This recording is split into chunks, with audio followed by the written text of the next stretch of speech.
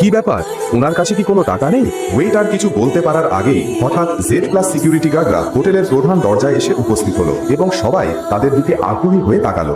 মনে হচ্ছে কোনো সেলিব্রিটি এসেছে। ও ঈশ্বর, ওটা মিস্টার দেখভাল, আকরাম স্যারের বস। জানো, ওদের সাথে দেখা করতে বছরের পর বছর অপেক্ষা করতে হয়।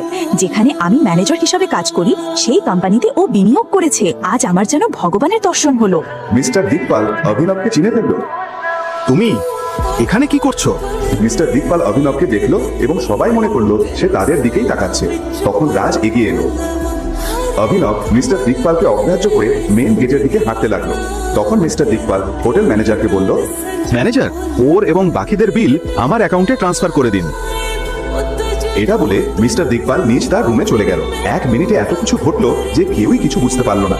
এই মিস্টার দেখভাল কি কিছু খেয়েছে নাকি? উনি অভিনবকে অন্য কারোর সঙ্গে গুলিয়ে ফেলেছেন। হেই অভিনব,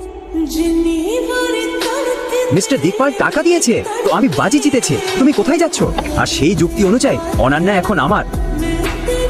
আর আজ রাতটা দেখো রাজ, ফোনটা দাও আমাকে।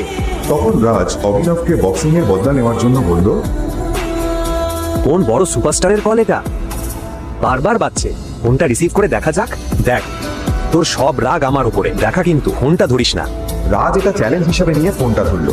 রাজ ফোনটা স্পিকার করে দিল এবং অন্য প্রান্ত থেকে একটা কণ্ঠ বলল, বস, আমরা আপনার লোকেশন পেয়ে গেছি, আমরা আপনাকে আনতে আসছি, কিছু গুরুত্বপূর্ণ আছে। এটা নিশ্চয়ই কোনো রিক্সা চালক বা কেব চালকের ফোন, নিজেকে বস মনে করছে। আনান্নাও এটা মজার মনে করছিল, কিন্তু এরপর এমন কিছু ঘটলো যা সবাইকে নীরব করে দিল। আরে ওটা তো কোটি টাকার হেলিকপ্টার। অভিনবের ট্যাক্সি কোথায়? এরপর অভিনব ফোনে কিছু বলল আর হেলিকপ্টারটা উড়ে গেল সেখান থেকে। ঠিক সেই সময় একটা ট্যাক্সি এসে অভিনবের সামনে দাঁড়ালো। আহা, ঘুরে ইঁদুর বেরোলো। জানতাম ও এত দামি হেলিকপ্টারে চড়বে। দেখো, ও ট্যাক্সি এসে গেছে। কিন্তু দুবাই থেকে বারবার ফোন আসা, এই দামি গাড়িগুলো আর হেলিকপ্টার সবকিছু একটা এমন গোপন সত্য ফাঁস করতে চলেছে যাতে আপনার গা শিউরে উঠবে। অভিনব তাড়াতাড়ি ট্যাক্সিতে উঠে চলে গেল। ঠিক তখনই রাজ আর বাকিদের মনে অভিনবকে নিয়ে সন্দেহ জাগলো। বন্ধুরা, কেউ জানে ও কোথায় গেল? নিজের বউকে খান্ডালাতে রেখে ও কার সঙ্গে দেখা করতে গেল? The person you have called is currently busy on another call.